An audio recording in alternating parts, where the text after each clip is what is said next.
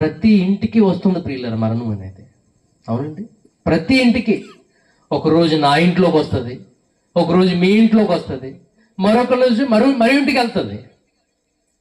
ఎందుకు ఈ మరణం వస్తుందంటే దేవుడు పెట్టింది ప్రియులారా. అదే ఒక వస్తువుకి ప్యాకింగ్ డేట్ ఎలా ఉంటుందో ఆ వస్తువుకి ఎక్స్పైరీ డేట్ కూడా ఉంటుందండి. అవునా?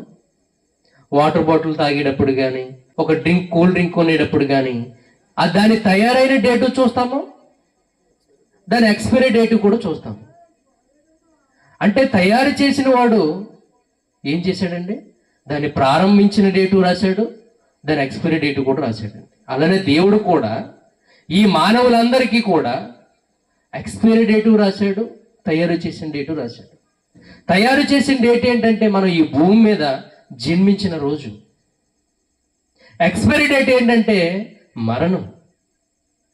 ప్రతి మనిషికి ఉంటుందండి. నాకైనా, నా తల్లిదండ్రులకైనా, నా పిల్లలకైనా అందరికీ ఉంటుంది ప్రియులారా. ఈ భూమి మీద మరణం చూడని నరుడు ఎవరండి? ఎవరు లేరు. దీనికి కుల మతాలు అడ్డు రావు.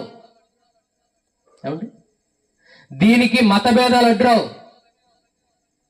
పెద్దలు చిన్నలు అనే తారతమ్యం లేదు దీనికి. దీనికి ముఖ్యమంత్రి అని లేదు, ఎమ్మెల్యే గారని లేదు, ప్రధాని గారని లేరు.